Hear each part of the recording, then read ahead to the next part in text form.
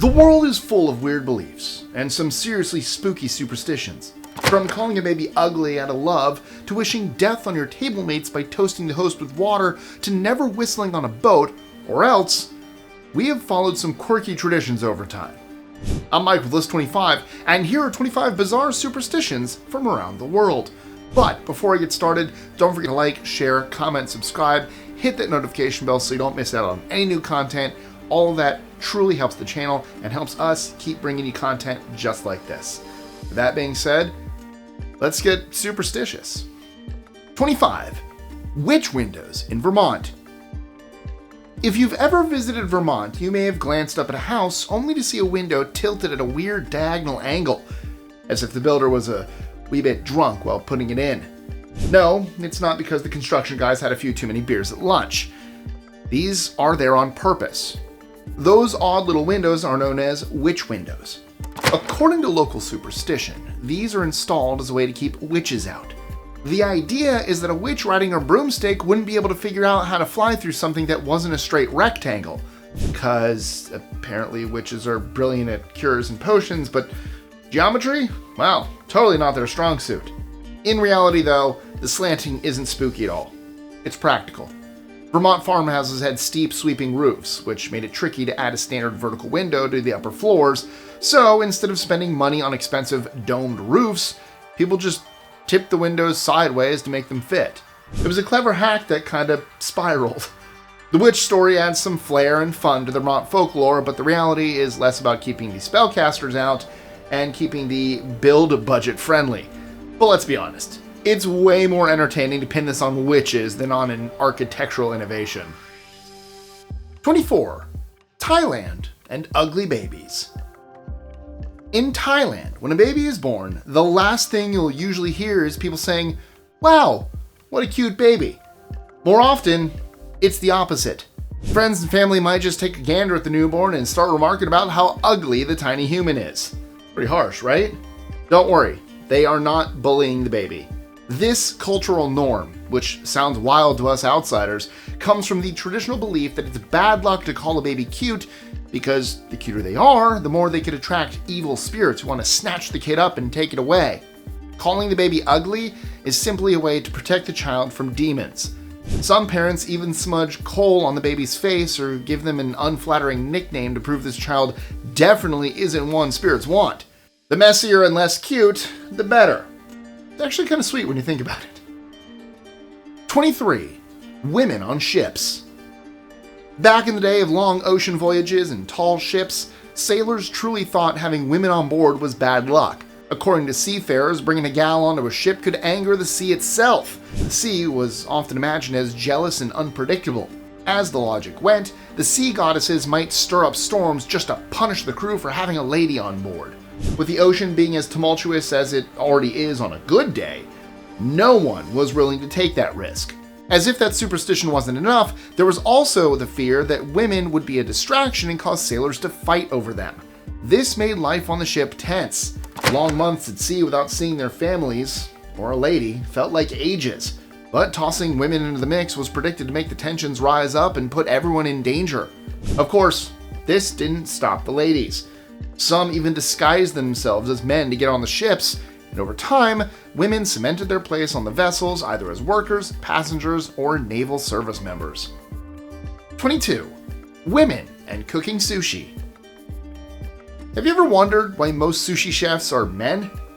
Well, we can blame an age-old superstition for that. For centuries, women were told they couldn't become sushi chefs because their hands were too warm.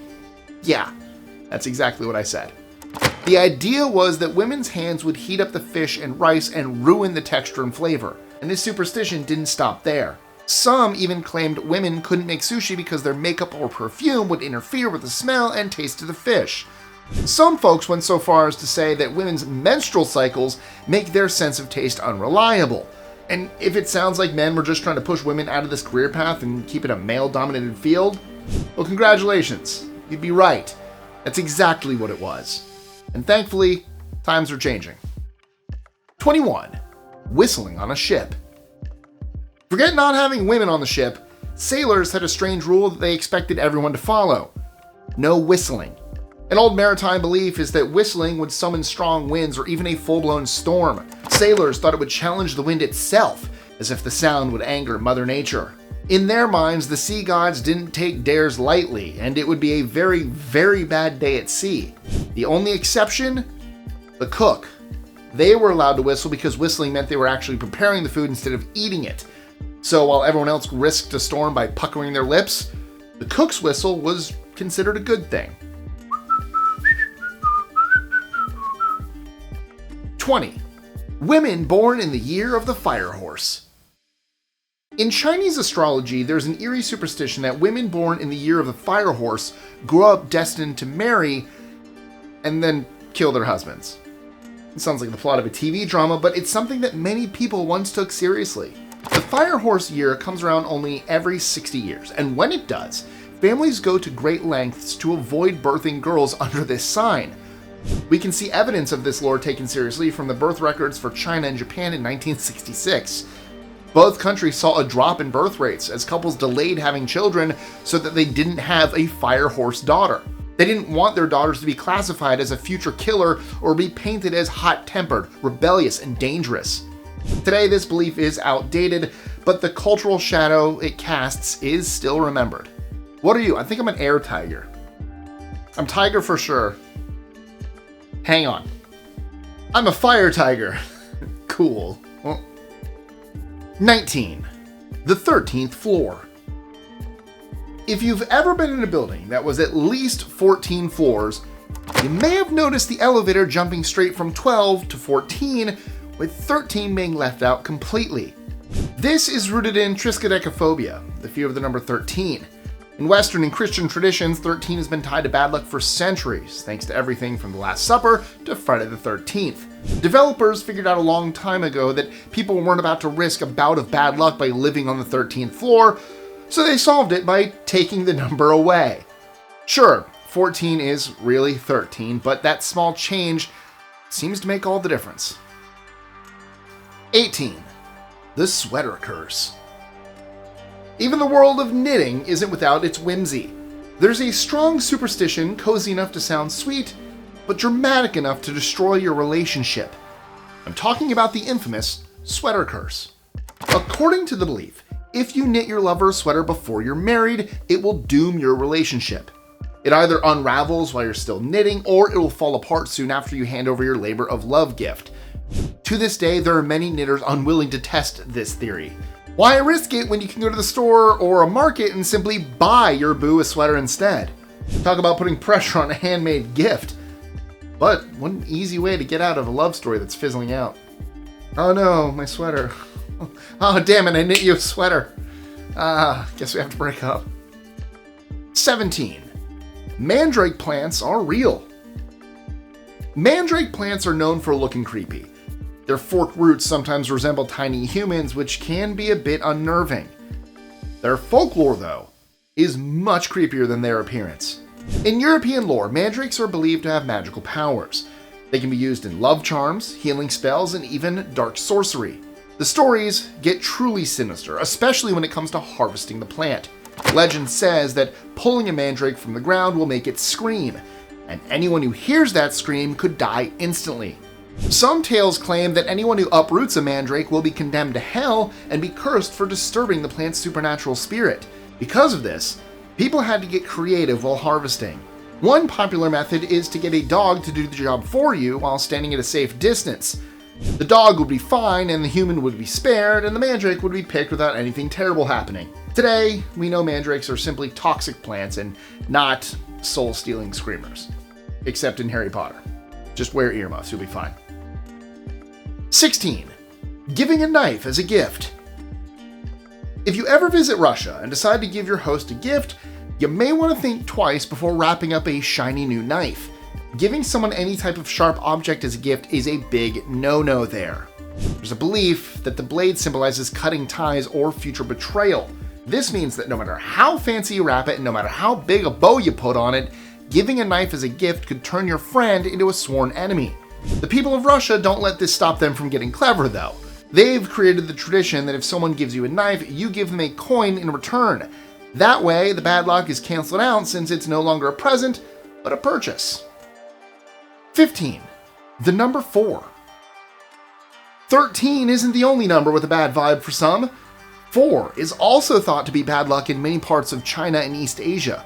The reason comes down to language. In Mandarin, the word for 4, si, sounds almost identical to the word for death, su. This similarity fueled the superstition. And it's not just a quirky result of tetraphobia, the fear of the number 4. It changes the way buildings are designed. Much like the missing 13th floor, the elevator button skips right over 4. Instead, the floors are numbered as 3A or don't exist at all. And it can extend to other numbers too. 14, 24, and 44 are also avoided at times since they have the number 4 in them. The next time you're in Asia and notice the elevator skipping the 4th floor, don't worry, it's not broken. It's just superstition at work. 14. Bhutan and the male private part. In Bhutan, you'll find dozens upon dozens of buildings brightly painted with images of male private parts on the doors and the walls. No, this isn't a prank or joke. This stems from a tradition rooted in an old superstition that these symbols drive away evil spirits, misfortune, or envy. This practice has deep ties to Bhutanese spirituality that goes back to the 15th century Buddhist saint Drukpa Kunli, who was famously known as the Divine Madman. Drukpa Kunli was anything but ordinary. He used humor, sexual imagery, and shocking behavior to deliver Buddhist teachings and challenge hypocrisy. Thanks to him, the phallus became more than a symbol of fertility, it became a sacred emblem of protection, luck, and strength. Over time, it became commonplace to paint these images on homes as a way of honoring that tradition and keeping negative forces away. 7 o'clock bedtime. Have you ever heard of the boogeyman? Sure you have. And in Quebec, they have a legendary one known as Bonhomme 7 heures, or the 7 o'clock man. According to folklore, if children weren't tucked away in their beds after 7 p.m., this sinister Sandman would show up with a sack and whisk them away, the opposite of Santa leaving gifts under the tree. This folky little tidbit would have kids running for their beds when the clock was about to strike the dreaded hour of 7. While popular in Quebec, this legend dates back to the days of New France. Life was tough, and parents needed help keeping their little humans in order. With long dark winters and few comforts, children were restless and were testing the limits. The tale of Bonhomme 7 heures gave parents a scare tactic to get those kiddos to bed. Today, most Quebec kids know it's just a spooky story, but the character is cemented in the lore and part of the region's cultural identity. 12. Mixing mango with milk. In Brazil, there's a long-standing superstition that mixing mango with milk is a recipe for disaster. Literally. The belief is that eating these together is poisonous and will lead to death. And this lore lasted generations. Families spent decades warning children not to pair the fruit with dairy, or else. Historians trace this wild take to colonial times. On plantations, milk was considered a luxury, but mangoes were free-flowing. Plantation owners are thought to spread this warning to keep the enslaved people from drinking too much of their valuable milk. This lie took hold, and the superstition was born. Obviously, there is no truth to this claim. There's no dangerous chemical reaction when you eat mangoes with a tall glass of cold milk, but the belief still lingers among older Brazilians. 11. Resting after eating. As the folklore goes, if you lie down after eating, you'll turn into a cow. Now, before you picture someone mooing and sprouting little horns, this one isn't meant to be taken literally. This was a playful warning to keep children from crashing on the couch after meal times. The message behind it is more about health than transforming into a dairy cow. The imagery works because cows are known for taking their time chewing and enjoying a good lounging around moment. This little fable is still told to this day as a fun little legend to keep children alert and active, especially after big dinners. 10. Chewing gum at night. Have you ever heard your mom warning you not to swallow your gum because it'll stay in your system for years? That's a pretty icky sounding consequence, but not as diabolical as what children in Turkey and a few other regions are told about the chewy treat. This myth is downright creepy. The belief is that if you chew gum at night, it won't be gum anymore. Instead, it magically turns into rotten flesh. Yep, rotting flesh. This eerie idea likely started to keep kids from chomping the night away. And while this scare tactic works, why go this dark instead of simply explaining it's bad for the teeth? Well, where'd be the fun in that? On a deeper level, this thought connects to the idea that nighttime blurs the line between the living and the dead. When the sun goes down, spirits begin to roam, so why not make nighttime chewing supernatural too? 9. Owls and death. In Egyptian superstition, owls aren't exactly wise or friendly. They are viewed as eerie messengers of doom. Their haunting calls in the middle of the night, glowing eyes, and ability to swoop silently in the darkness help build their reputation as harbingers of death. In ancient Egypt, the sudden appearance or call of an owl near a home would be taken as a warning of illness, misfortune, or even death. That's a whole lot of pressure on a bird who's just trying to hunt some mice. Owls were so tied to mystic mystery and the unseen world that they carried a mix of respect and fear.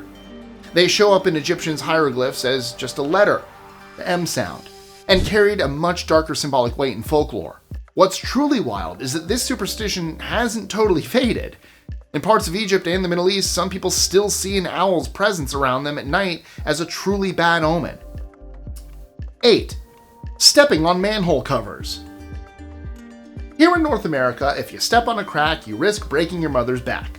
But in Sweden, there's a much more lovely superstition about the sidewalk. Across cities like Stockholm, manhole cover lettering can determine if you're going to live a life of disaster or fortune. If you step on a cover stamped with an A, you're going to have a terrible time in life. That letter stands for avloppsvatten, which means sewage, and nothing about that screams good vibes.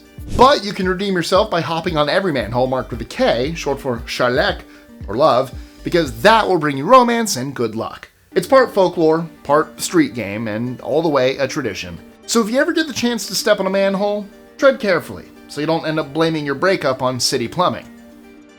7. Pregnant women shouldn't eat snails. In parts of Nigeria and West Africa, there is a long-standing belief that pregnant women should avoid eating snails, or their babies will be born slow, either in movement, speech, or just overall general development. This superstition has deep roots in local folklore about how a mother's diet can influence her child's traits. Elders and community leaders use it as a cautionary tale to reinforce the idea that even harmless food can have lasting consequences. Except with snails, there are no consequences. They're safe, as long as they're washed and cooked properly. Nevertheless, this has persisted for generations, not because it's backed by science, but because it's memorable and society loves storytelling. 6. Toasting with water. Drinking can kill, but in Germany it's believed not drinking can also kill, especially during a toast. Allow me to explain. Raising a glass of water during a toast isn't just frowned upon, it's believed to be downright dangerous. And not just for you, but for everyone at your table. It's the equivalent of wishing death upon all your fellow guests. Yikes. This superstition is traced right back to Greek mythology. In Greek tales, the dead drank from the river Lite in the underworld to forget their past lives. So by offering water during a toast, you are symbolically linking the gathering to the afterlife. This didn't stop with Germany. Over time, the idea spread through Europe and became entrenched in the culture. Toasting is to celebrate life, love, good fortune, and friendship. Just make sure you put a little wine in your goblet so you don't accidentally sacrifice all the people around you. 5. Placing a hat on a bed. In Italy, placing a hat on a bed is considered a serious no-no. And there's good reason, at least according to local beliefs. As this superstition goes, placing a hat on your bed is an invitation for bad luck or even death. The origin story for this practice is a mix of practical caution and spooky symbolism. Back in the day, priests performing last rites for the dying would often set their hats on the bed. This simple act is all it took to create an old wives' tale that a cap on the duvet means bad things are on the way. More than that is the belief that it's unhygienic to place your hat where you rest. This is more for your hygiene though. They collected dust, germs, and dirt from outside, and most people won't put them anywhere shoes also don't go. The bed is a place for rest and vulnerability and not a place to mess around with all the outside contaminants. 4. Pouring water behind someone when they leave. In Greece, saying goodbye can get a little splashy. There's a long-standing tradition of pouring water behind someone when they leave the house. It's believed to ensure a safe journey and smooth travels. The idea is simple. Just as the water flows, so does the traveler's path. It ensures no bumps, obstacles, or mishaps. Families often perform this ritual as quietly and quickly as they can after someone steps out the door. While modern Greek people might not expect a literal river of luck to follow them, the gesture is full of meaning and love. 3. Stepping in dog poop with your left foot is good luck. No need to be embarrassed or upset if you step in dog poo while in France, as long as it happens with your left foot. This is a strange superstition that turns a rather unpleasant event into something kind of magical. This unusual charm is thought to come from places like Paris, where dogs and their deposits have long been part of the urban landscape. It was so common at one time that people decided to, take lemons and make lemonade. Just with doggy do. The big question is, what happens if you step in it with the right foot? Well, that's just bad luck all around. Not only will you have to clean your shoes, but cleanse your aura. 2. Don't eat goat meat if you're a woman. Are you a woman who likes goat meat? Well, if you're in Rwanda, don't. In that country, there's a quirky belief that eating it could bring misfortune, cause fertility issues, and even influence your temperament. The reason is partly symbolic, as goats are often seen as strong-willed, difficult, stubborn animals. Some believe consuming them could transfer these traits to the person eating them, especially if that person is a woman. If a lady were to nibble on a goat stew, folklore suggests she might suddenly start acting like a goat. This superstition has been passed down for generations and woven itself into cultural norms. Even today, families often observe this myth without questioning it. 1. Ravens at the Tower of London. For my last Weird World lore, we're going over to jolly old England to talk about the resident ravens at the Tower of London. These fellows aren't just any old birds. They are believed to be living omens. In the 17th century, during the reign of King Charles II, it was thought that if the ravens ever left the tower, that the crown and the entire kingdom would fall. As legend tells it, the mere absence of the black-feathered guardians would cause absolute chaos. To prevent that disaster, the tower keeps at least 6 ravens around at all times, who are cared for by raven masters. These birds have become a beloved part of British culture and history. Even today, they strut around the ground as if they know the weight of the kingdom falls on their wings. And that's all for today. And we've gone around the world with this spooky list, so which one is your favorite? Which one shocked you the most? Is there a superstition that lives rent-free in your head that didn't make the list? If so, share it by dropping it down below. And again, like, share, comment, subscribe, notification bell, do all that fun stuff. Also, check out 25 unsolved mysteries that haunt modern science. I'll link it in the description below. But before you go, trivia time. Can you answer this skill testing question without looking it up? In one of the oldest urban legends from the United States, the vanishing hitchhiker, what usually happens to the hitchhiker after being picked up? A. They give a detailed warning about a future event. B. They disappear without explanation, often leaving behind an item or clue. C. They ask to be taken to a random cemetery and vanish there. Or D. They reveal that they're a police officer who is testing drivers. Alright, and now that's it. Thank you guys so much for watching, and I'll catch you guys next time. See ya.